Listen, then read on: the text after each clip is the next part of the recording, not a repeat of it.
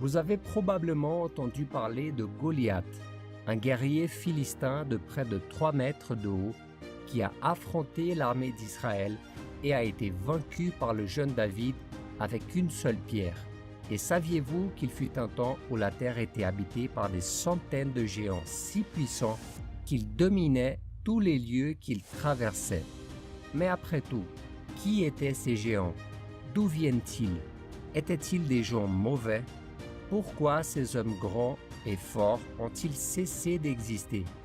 Nous répondrons à ces questions et à bien d'autres dans la vidéo d'aujourd'hui. Mais avant de commencer, cliquez sur le bouton like et abonnez-vous maintenant si vous aimez ce type de vidéo. Faites ça plutôt maintenant pour ne pas risquer d'oublier à la fin. Et soyez certain que ce simple geste nous motive énormément à vous amener beaucoup plus de vidéos comme celle-ci. N'oubliez surtout pas d'activer la cloche de notification pour ne jamais rien manquer d'important. Regardez cette vidéo jusqu'au bout et laissez votre commentaire en disant ce que vous pensez du contenu. Alors allons-y.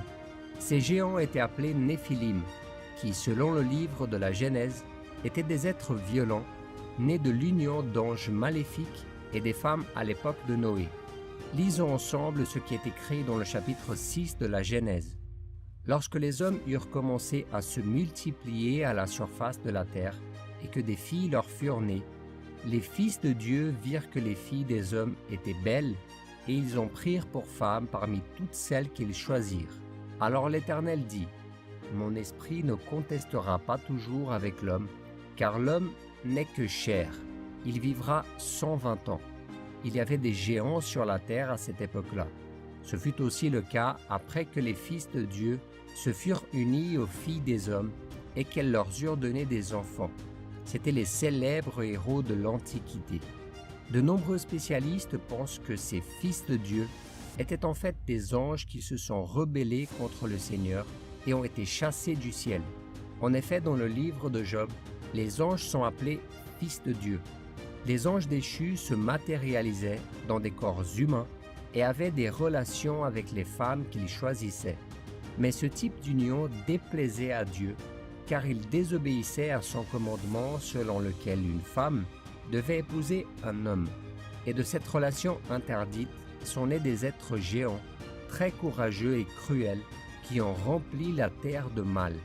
Pour avoir abandonné leur corps céleste et adopté une forme humaine, les anges déchus qui ont eu une relation avec les filles des hommes ont été emprisonnés par Dieu en enfer. Lisons ensemble le verset 6 du chapitre 1 de Jude. Quant aux anges qui n'ont pas conservé leur rang, mais ont abandonné leur demeure propre, ils ont été enchaînés éternellement dans les ténèbres pour le jugement du grand jour. À l'époque de Noé, le monde allait de mal en pis. Les gens s'étaient complètement détournés de Dieu. Et plus encore, le fait que les anges déchus aient eu des relations avec des femmes allait contaminer toute la descendance humaine. Le Seigneur avait promis dans le jardin d'Éden que de la semence de la femme viendrait le Sauveur. Alors la stratégie de Satan pourrait donc être de corrompre cette semence et de transformer la race humaine en une race hybride. Dieu appela donc Noé et ses fils, qui ne se sont pas éloignés de sa présence, et leur ordonna de construire une arche pour accueillir un couple de chaque espèce animale sur terre. Puis la pluie est arrivée, la terre a été recouverte d'eau, et toutes les personnes maléfiques, y compris les Néphilim, ont été tuées. Seul Noé et sa famille ont survécu au déluge, et ils ont reçu la mission de repeupler la terre. Et vous vous demandez peut-être, mais si tous les Néphilim ont été tués dans le déluge, pourquoi la Bible donne-t-elle des récits d'autres géants qui ont vécu sur terre après l'époque de Noé? Ne seraient-ils pas des descendants des Néphilim? En fait, il y avait d'autres géants à l'époque de l'Ancien Testament. En plus de Goliath, la Bible montre que les Israélites qui ont été explorés dans le pays de Canaan ont été effrayés lorsqu'ils ont vu des hommes très grands y vivre. Ils ont dit à Moïse : « Le pays que nous avons parcouru pour explorer est un pays qui dévore ses habitants. Tous ceux que nous y avons vus sont des hommes de haute taille. Nous y avons vu les géants, les descendants d'Anak, qui sont issus des géants. À nos yeux et à leurs yeux, nous étions comme des sauterelles. Beaucoup pensent que ces géants sont issus de la relation entre les femmes et les anges déchus qui n'ont pas été arrêtés par Dieu et ont continué sur terre. Cependant, il n'y a aucun moyen de dire si cela s'est réellement produit. Il est plus probable que les hommes qui ont espionné la terre de Canaan ont vu des personnes très grandes et ont pensé à tort qu'il s'agissait des Néphilim. L'important est que ces géants ont été détruits par les Israélites lors de leur invasion de Canaan et plus tard dans l'histoire.